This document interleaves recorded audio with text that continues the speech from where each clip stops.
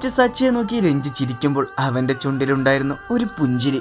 Hello Ranji, ഇനി നീ വണ്ടി ഒതുക്കിക്കോ, ഞങ്ങളിവിടെ ഉണ്ട്. ഓക്കേടാ. അത്രയും പറഞ്ഞ് രഞ്ജി ഫോൺ ഓഫാക്കി സച്ചിയെ നോക്കി. അവന്റെ ചുണ്ടിലും പുഞ്ചിരി ഉണ്ടായിരുന്ന ആ സമയം ശ്രേയ, കാവ്യ, രണ്ടാളും കൂടെ പറയുക, എന്ത് പ്രശ്നം വന്നാലും കാറിൽ നിന്ന് മാത്രം ഇറങ്ങരുത്. ഇറങ്ങിയ അവർമാർക്ക് കൊടുത്തതിൻ്റെ ബാക്കി നിനക്കൊക്കെയാവും തരുന്നത്, പറഞ്ഞേക്കാം, സച്ചി പറഞ്ഞു. അത് കേട്ടതും രണ്ടുപേരും നല്ല കുട്ടികളെ പോലെ തലയാട്ടി സമ്മതിച്ചു.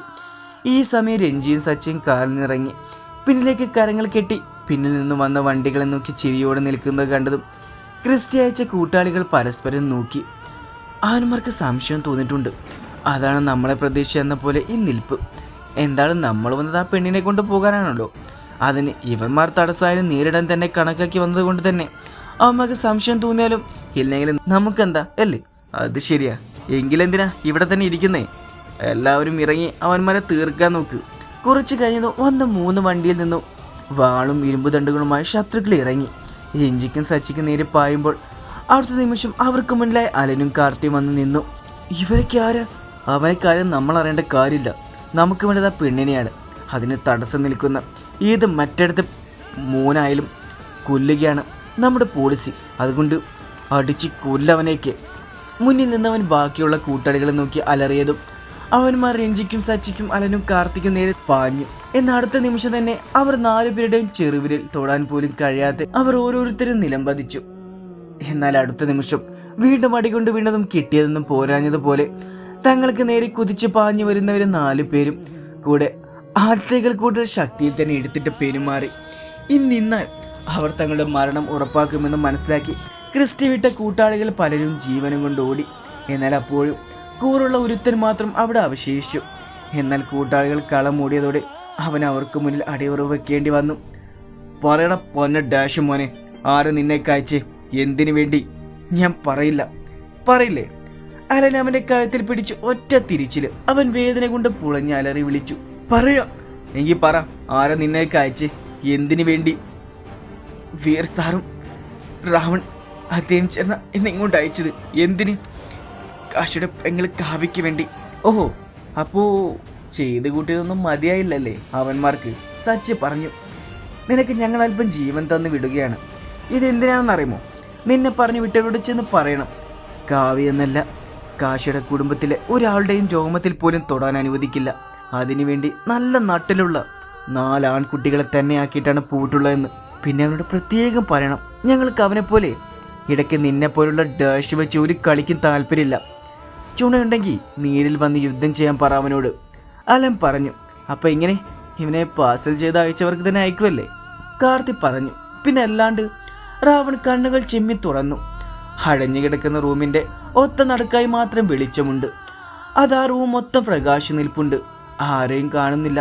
എന്നാൽ കുറച്ചുമാറി ഒരു ബെഡിൽ തൻ്റെ ഏട്ടൻ്റെ റാത്തൂറിനെ കിടത്തിയിട്ടുണ്ട്. കോമ സ്റ്റേജ് ഉള്ളത് കൊണ്ട് തന്നെ അവനൊന്നും തന്നെ അറിയുന്നുണ്ടായിരുന്നില്ല. അവൻ അവിടെ നിന്നും എഴുന്നേൽക്കാൻ നോക്കുമ്പോഴാണ് തൻ്റെ കാലുകൾ കൈകളും ബന്ധിച്ചിരിക്കുന്നതെന്ന് മനസ്സിലായത്. ഒളിഞ്ഞു നിൽക്കുന്നത് ധൈര്യമുണ്ടെങ്കിൽ മുന്നിലേക്ക് വാടാം ഡാഷ്, രാവൺ ഉച്ചത്തിൽ അലറി. ഈ സമയം അവിടേക്ക് സ്ത്രീയും സാജനും വന്നു നിന്നു. അവർ ഇരുവരുടെ ചുണ്ടിലും അവനെ നോക്കി പുഞ്ചിരി ഉതിർന്നു. അപ്പം നീയൊക്കെ ആയിരുന്നല്ലേ ഇതിന് പിന്നിൽ? കൂടെ നിന്ന് ചതിക്കുമായിരുന്നല്ലടാ ഡാഷും മക്കളെ. എന്തായാലും നീയും നിന്റെ മറ്റവന്മാരും കൂടെ ചേർന്ന് നടത്തേണ്ട അത്രയും വരില്ല. എന്തായാലും നീയൊക്കെ വന്നത് ഞാനും നിങ്ങളുമായുള്ള ശത്രുതയ്ക്ക് വേണ്ടിയല്ല. കാരണം എനിക്ക് നിന്നെപ്പോലുള്ള ഒന്നും ശത്രുവായിട്ടില്ല. എൻ്റെ മുന്നിലെ ഭീരുക്കളായിട്ട് തോന്നിയിട്ടുള്ളൂ. ഇത്രയ്ക്കായ സ്ഥിതിക്ക് എന്നെ നിങ്ങളിലൂടെ ഇവിടെ എത്തിച്ച അവനെ കൂടെ വിളിക്ക്. നിങ്ങളുടെ എല്ലാം കാശ്. ഹാവു, എന്തായാലും ഒന്നൊന്നും പറഞ്ഞു കൊടുക്കേണ്ടി വന്നില്ല. നമ്മൾ ആര് പറഞ്ഞിട്ട് വന്നതെന്നൊക്കെ. എന്തായാലും കാര്യം പിടിക്കേണ്ട സ്ഥിതിക്ക് ഇനി എല്ലാം പെട്ടെന്ന് തന്നെ ആക്കിക്കോളാം, അല്ല സാജ? പിന്നെ അല്ലാതെ. കാശി, ശ്രീ ഉച്ചത്തിൽ വിളിച്ചു. ഈ സമയം കാശി അവിടേക്ക് വന്നു, കറുത്ത വസ്ത്രധാരിയായിട്ട്. അതും ശരിക്കും അവൻ്റെക്ക് കാലനായി തന്നെ. മുന്നിൽ അവന് നേർക്കുള്ള ചെയറിൽ കാശി ഇരുന്നു. നീ എന്ന് മുതലാണ് കാശി ഇങ്ങനെയുള്ളമാരൊക്കെ വെച്ച് സ്കെച്ച് ചെയ്ത് പൊക്കാൻ തുടങ്ങിയത്? ഞാൻ അറിയുന്ന കാശി ഇങ്ങനെയായിരുന്നല്ലോ, എല്ലാം നേരിൽ നിന്ന പോലെയല്ലേ? അതിനവൻ ചിരിച്ചു. നീയൊക്കെ എന്നെൻ്റെ കുഞ്ഞെ എന്നിൽ നിന്ന് ഇല്ലാണ്ടാക്കിയോ? അപ്പം തന്നെ കരുതി അതേ നാണയത്തിൽ തന്നെ നിന്നേക്ക് പൂട്ടണമെന്ന്. കണ്ടോ, ആദ്യം ഭീം, ഇപ്പം നീയും നിന്റെ ചേട്ടനും. എനിക്കന്ന് തന്നെ മനസ്സിലായതാണ് ഭീം, അവൻ്റെ മരണം അതെന്തായാലും നിന്റെ കൈകൊണ്ട് തന്നെയാവും നടന്നതെന്ന്. അതിൽ ചെറിയ തിരുത്തുണ്ട് രാവൺ. എൻ്റെ കരങ്ങൾ കൊണ്ടല്ല അത് സംഭവിച്ചത്. പക്ഷേ പക്ഷേ അവന് കൊടുക്കാവുന്നതിൽ ഏറ്റവും നല്ല മരണശിക്ഷ തന്നെയായിരുന്നു ഞാൻ നൽകിയിരുന്നത്. അവൻ അന്ന് എൻ്റെ മാളത്തിൽ വന്ന് ഞാൻ വിരിച്ച വലയിൽ വീഴുമ്പോൾ ഇതേ സ്ഥലത്ത്, ഇതേ റൂമിൽ, ഇതേ ചെയറിൽ ഇതുപോലെ എൻ്റെ മുന്നിലിരുന്നു. പക്ഷെ ആ സമയം അവൻ ജീവന് വേണ്ടി ഭയത്തോട് കീഴുകയാണ് ചെയ്ത്. എൻ്റെ മകളുടെ മരണം സംഭവിച്ചത് എങ്ങനെയെന്നത് ഒരു അച്ഛൻ്റെ മുഖത്ത് നോക്കി തന്നെ അവൻ പറഞ്ഞു. ജീവനിലെ അവസാന കണിക ചിലപ്പോൾ അവൻ്റെ കുറ്റസമ്മതത്തിൽ ഞാൻ വിട്ടുകൊടുത്താലെന്ന് വിചാരിച്ചിട്ട്. അങ്ങനെ അവൻ കുറ്റസമ്മതം നടത്തിയ പൊറുക്കാനാവുന്ന തെറ്റാണോ എന്നോട് എൻ്റെ മോളോടും ചെയ്തത്? എൻ്റെ കുഞ്ഞ് അനുഭവിച്ചതും വലുതായി നീയൊക്കെ അനുഭവിക്കണം. അതെനിക്ക് കണ്ണു നിറയെ കാണാൻ വേണ്ടി തന്നെയാണ് വേട്ടപ്പട്ടികളെ കൊണ്ട് അവനെ കടിച്ച് കീറി കൊല്ലിപ്പിച്ചത്. അവൻ്റെ ശരീരത്തിലെ ഓരോ ഭാഗവും അവർ കടിച്ച് പറിച്ചെടുക്കുമ്പോഴും രക്തം ചിന്നിച്ചിതറി. അവൻ്റെ നിലവിളിയും എനിക്കൊരു ഭയം തോന്നിയില്ല. പതുക്കെ പതുക്കെ ഈ നിലത്ത് വെറും മാംസകഷ്ണങ്ങൾ പോലെ ചിതറി വീണു അവൻ്റെ ശരീരം. കാശി അത് പറയുമ്പോൾ അത്രയും നേരം ഉണ്ടായിരുന്ന ധൈര്യം മാറി. അവൽ ഭയം നീലിച്ചു. അപ്പോൾ ഞാൻ പറഞ്ഞു വന്നത്, നിനക്ക് അവനെ പോലെ ഒരു മരണം തരാനാണ് ആഗ്രഹം. കാരണം ഞാൻ നിന്നെ ആരെയും എൻ്റെ കരങ്ങൾ കൊണ്ട് കൊല്ലില്ല. സ്വാമി ശരണം എന്ന കൊല്ലിക്കും. അത് എങ്ങനെയെന്നല്ലേ? ശ്രീ കാശിയുടെ വിളിയിൽ കാര്യം മനസ്സിലായതും ശ്രീയും സാജനും ചേർന്ന് കോമ സ്റ്റേജിലെ റാത്തോർ ദേഹത്ത് പെട്രോൾ ഒഴിച്ചു. പെട്രോളിന്റെ സ്മെൽ റാവന്റെ മൂക്കിൽ തറച്ചതും അവൻ അലറി, കാശി വേണ്ട, നീ കാണിക്കുന്ന വലിയ തെറ്റാണ്. തെറ്റോ? അതിന് റാവണിന് എന്നു മുതലാണ് തെറ്റും ശരിയും മനസ്സിലായി തുടങ്ങിയത്? പറയണം. റാവൺ മൗനമായി. പറയില്ല, പറയാനാവില്ല നിനക്ക്. അതെങ്ങനെ? തെറ്റും ശരിയും അറിയുന്നവനായിരുന്നെങ്കിൽ ഒരു കുഞ്ഞിനെ നീയൊക്കെ ചേർന്ന് കൊല്ലില്ലായിരുന്നു. അതും ഒരു ദയ പോലും ഇല്ലാതെ. നീ ഞങ്ങളുടെ പുറകെ വന്നത് കൊണ്ടാണ് നിനക്കെതിരെ നിൽക്കേണ്ടി വന്നത്. നീ എന്തിനെപ്പോഴും ഞങ്ങൾക്ക് തടസ്സം നിന്നത്? നീയൊക്കെ ചെന്ന് തെറ്റായതുകൊണ്ട് ഒരുപാട് ആൾക്കാരെ ചികിത്സയുടെ പേരും പറഞ്ഞ് അവിടെ അവയവങ്ങളെടുത്ത് അവസാനം പിഞ്ചി കുഞ്ഞെന്നോ അവരും തങ്ങളെപ്പോലെ മനുഷ്യരാണ് ദയ പോലില്ലാതെ കൊന്നു തള്ളം ഓർത്തിരുന്നില്ലേ? നിന്നേക്ക് എതിർക്കാൻ ഒരാൾ വരുമെന്ന്. ചെയ്ത തെറ്റ് തിരുത്താൻ നിനക്കൊക്കെ ഒരുപാട് അവസരങ്ങൾ ഞാൻ തന്നിരുന്നു. എന്നാൽ വീണ്ടും അതേ തെറ്റ് ആവർത്തിച്ചുകൊണ്ട് നിന്റെയൊക്കെ ഹോസ്പിറ്റലിൽ എനിക്ക് പൂട്ടിക്കേണ്ടി വന്നു. ശത്രുത നിങ്ങൾക്കും എനിക്ക് മതിയായിരുന്നു. ബട്ട് അവിടെ നീയൊക്കെ എൻ്റെ ഫാമിലിയെ കൊണ്ടുവന്നു. അത് നീയൊക്കെ ചെയ്ത ഏറ്റവും വലിയ തിരുത്താനാവാതെ തെറ്റാണ്. അതുകൊണ്ട് മരണശിക്ഷ അതിൽ കുറഞ്ഞ ഒന്നും നീയൊന്നും അർഹിക്കുന്നില്ല. കാശി വേണ്ട. അതിനവൻ ചിരിച്ചു. 1 2 3 ബൂം. പെട്ടെന്ന് റാത്തോർ കിടന്ന ബെഡിൽ തീ പിടിച്ചത്. കാശി, എൻ്റെ ഏട്ടം നിർത്തണം. നീ കാണണം നിന്റെ മുന്നിൽ കിടന്ന് കത്തിത്തീരുന്നവന്. ഒരു കണക്കിന് നോക്കിയാൽ നിന്റെ ഏട്ടൻ ഭാഗ്യവാനാണ്. അവനെ എങ്ങനെ കൊന്നാലും ആൾക്കത് അറിയാൻ പോലും കഴിയില്ല. അതിനുള്ള കഴിവ് മുന്നേ അവൻ നിന്നും ഞാൻ തന്നെ നിലപ്പിച്ചു കളഞ്ഞല്ലേ. കാശി, നീ ഇതിന് വലിയ വില കൊടുക്കേണ്ടി വരും. കൊടുത്തു കഴിഞ്ഞു. എൻ്റെ ജീവൻ്റെ ജീവനായ എൻ്റെ കുഞ്ഞെ. അതിലും വലുതായി ഇനി ഒന്നും തന്നെ ഈ കാശിയുടെ ജീവിതത്തിൽ നഷ്ടപ്പെടാനില്ല. ഈ സമയം നേരത്തേക്കാൾ ശക്തിയിൽ തന്നെ തീയാളി കത്തി. മുന്നിൽ തൻ്റെ ചേട്ടൻ വെന്ത് ചാരാവുന്നത് അവന് നോക്കി നിൽക്കാനേ കഴിഞ്ഞുള്ളൂ. അവൻ്റെ കണ്ണുകൾ നിറഞ്ഞു. അലറി വിളിക്കാൻ പോലും ആവാതെ നെഞ്ചിൽ എന്തോ തറഞ്ഞു. തൊണ്ടക്കുയിൽ തങ്ങി നിൽക്കുന്ന പോലെ തോന്നി. അലറി വാവിട്ട് കരഞ്ഞു. തൻ്റെ ഏട്ടൻ അവനെയാണ് തൻ്റെ മുമ്പിലിട്ട് കത്തിക്കരയിച്ച് കളഞ്ഞത്. അവൻ്റെ ഉള്ളിലെ വേദനയോടൊപ്പം കാശിയുള്ള ദേഷ്യവും പകയും ആളിക്കത്തി. കാശി, നീ ഇതിനനുഭവിക്കും. ഇത് കൊള്ളാം. വീണ്ടും ഞാൻ അനുഭവിക്കുന്നാണോ പറയുന്നത്? ഇത്രയ്ക്ക് നിന്റെ കൺവെട്ടത് നടന്നിട്ട് കൂടി കാശി ഒരു ചിരിയോടെ ചേറിലിരുന്ന് മുന്നിലേക്ക് ആഞ്ഞുകൊണ്ട് പറഞ്ഞു. എന്നാൽ അടുത്ത നിമിഷം കാശിയുടെ ചിരി മാഞ്ഞു. ദേഷ്യം നിറഞ്ഞു. ഇടം ദാശു മോനെ, നിന്നോട് ഞാൻ പറഞ്ഞു ഈ കാശ് അനുഭവിക്കാനുള്ളതെല്ലാം അനുഭവിച്ച് കഴിഞ്ഞെന്ന്. എൻ്റെ കുഞ്ഞെ നഷ്ടപ്പെട്ടതും വലുതായി ഒന്നും തന്നെ ഈ കാശ് ജീവിതത്തിൽ ഉണ്ടാവാനില്ല. അപ്പം പിന്നെ എന്ത് ഡാഷ് ഞാൻ വീണ്ടും അനുഭവിക്കുന്നു പറയുന്നത്?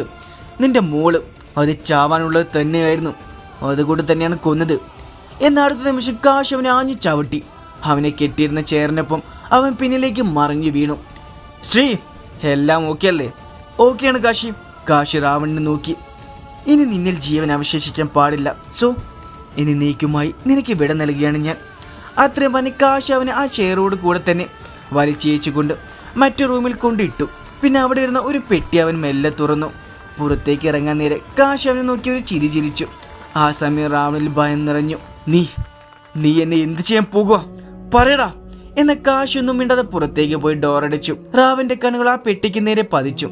മെല്ലെ അതിൽ നിന്നും പുഴുക്കളും പാമ്പുകളും ഇഴഞ്ഞു വരാൻ തുടങ്ങി. അവൻ വെറുപ്പോടെ നോക്കി. കെട്ടയക്കാൻ പറ്റിയിരുന്നെങ്കിൽ ഓടി രക്ഷപ്പെടാൻ കഴിഞ്ഞേനെ എന്ന് വരെ തോന്നി അവന്.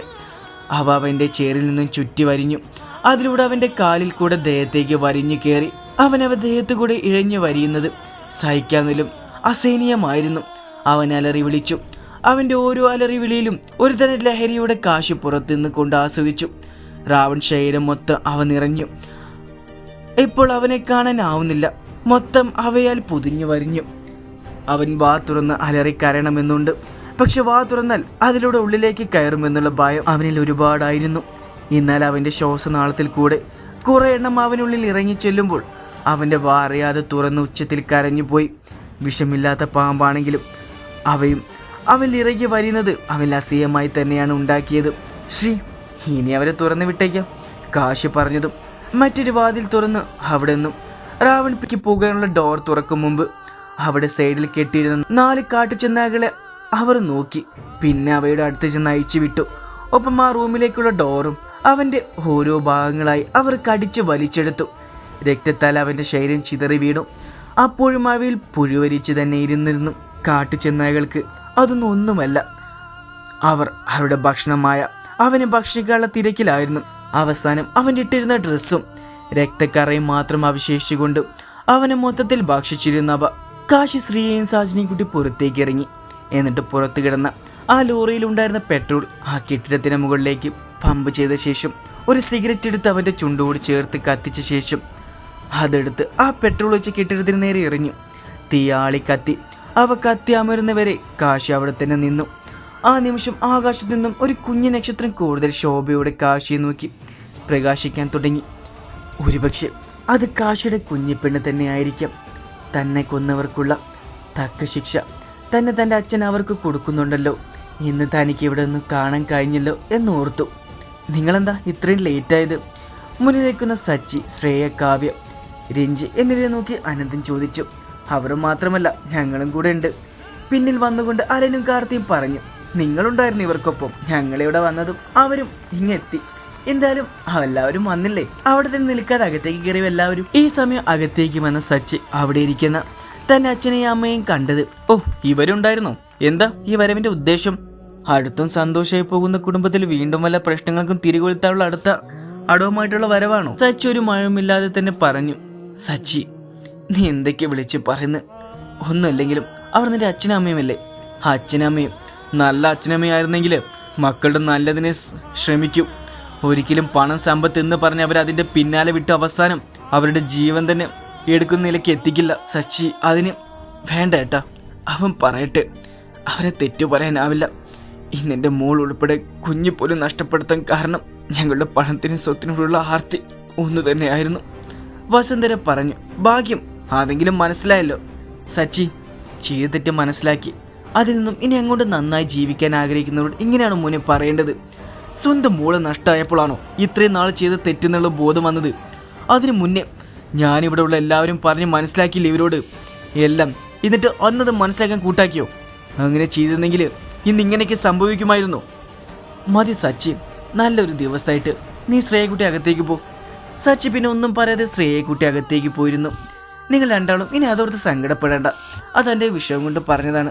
അറിയേട്ട, എന്തായാലും നല്ലൊരു സന്തോഷമുള്ള ദിവസം നമ്മളിവിടെ വേണ്ട. ശരിയാവില്ല.